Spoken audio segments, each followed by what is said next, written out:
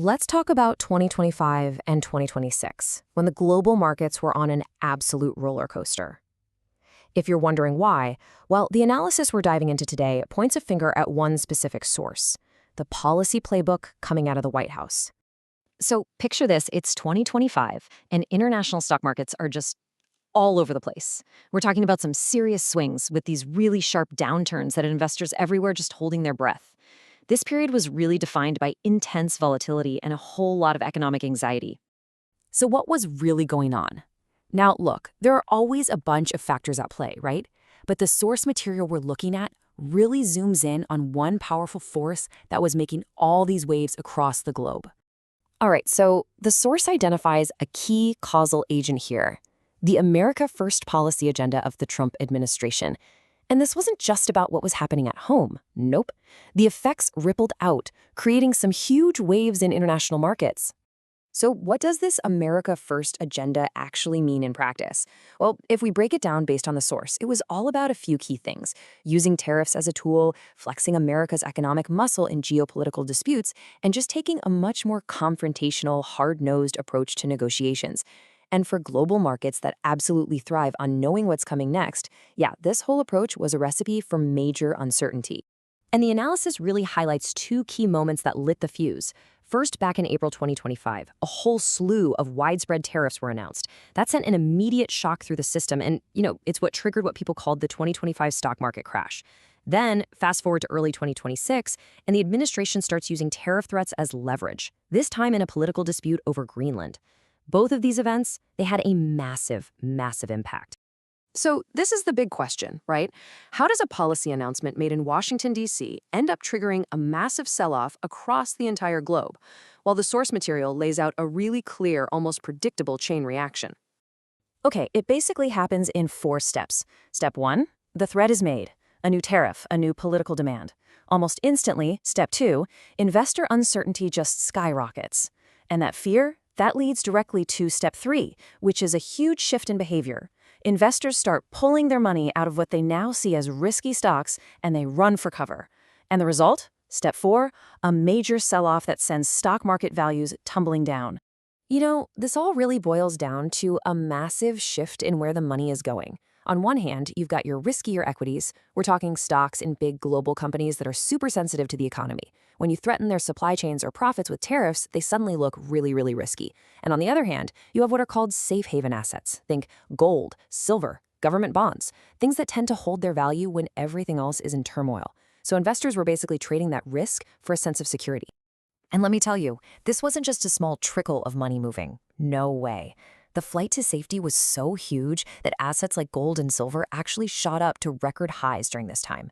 I mean, that's a massive red flag telling you just how nervous the market had become. And you can see the cause and effect so clearly here. I mean, when the US put out those tariff threats connected to the Greenland dispute, the European markets like the FTSE 100 reacted almost instantly. Bam! Investor confidence just plummeted, and that led to a sharp sell-off and a big drop in the index. It's about as clear a connection as you can get. So we've seen what happened, but the really interesting part is why it happened with so much force. The source material we're digging into actually points to 4 key mechanisms that explain how these policy shocks spread so fast and so far through the global financial system. Okay, so here are the 4 big drivers. First, there's risk aversion and capital flight, which we've already touched on. Then you've got the pressure on company earnings from higher costs. Third, all the fluctuations in bonds and currencies.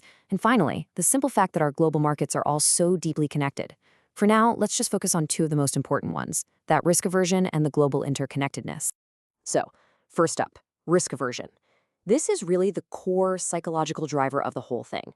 See, when policy becomes unpredictable, investors don't just sit around and wait to see how it plays out. Their gut reaction, their natural tendency, is to cut their risk. And what does that mean? It means selling stocks and moving that cash into those safer assets we keep talking about, like gold and government bonds. And the second piece of the puzzle, which is just as crucial, is global interconnectedness. Think about it. A policy decision made in the US doesn't just stay in the US anymore. Our economies, our supply chains, they're all tangled together. So a shock in America creates these synchronized reactions, like dominoes falling across markets in Europe, Asia, and India. It's a true global ripple effect. Now, it's really important to add some nuance here. The source is super clear that while these policies were a massive driver of all the chaos, they weren't happening in a vacuum. There were definitely other forces at play shaping the market. For instance, you had all these other worries bubbling under the surface. There were concerns about inflation, you had central banks starting to raise interest rates, and there were forecasts for slowing economic growth. Plus, there were shifts happening inside specific sectors, like tech stocks weakening, and of course, other geopolitical conflicts going on around the world. The US policy shocks basically acted like gasoline on an already smoldering fire.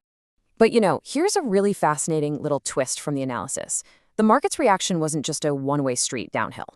On the few occasions when the administration actually scaled back its threats or maybe announced a framework for a potential deal, guess what happened? The markets rallied. They bounced back. This just goes to show how much of this was driven by psychology. Just reducing the uncertainty, even for a little while, was enough to bring some confidence flooding back in. So, as we start to pull all these different threads together, what is the single biggest lesson, the main takeaway from the source's analysis of this whole period? Well, it really all boils down to one powerful concept. And there it is. More than any single tariff, more than any specific threat, the source concludes that it was the unpredictability of the whole policy environment that was the main force spooking the markets. It was the constant not knowing what was going to happen next that just fueled so much of the chaos. So you can really break it all down like this. The tariffs and trade barriers, they triggered volatility and straight-up panic selling. The geopolitical brinkmanship, that just scared investors and totally undermined their willingness to take risks. But underneath it all, that general nagging sense of unpredictability, that created this vicious feedback loop where uncertainty led to selling, which of course only created more uncertainty. And that leaves us with a pretty heavy final thought to chew on. The source material we've walked through makes a really strong case that political decisions were a primary driver of these massive market swings. So the real question becomes, in a world where policy can be so unpredictable, how much predictability can we ever truly expect from our financial markets? Definitely something to think about.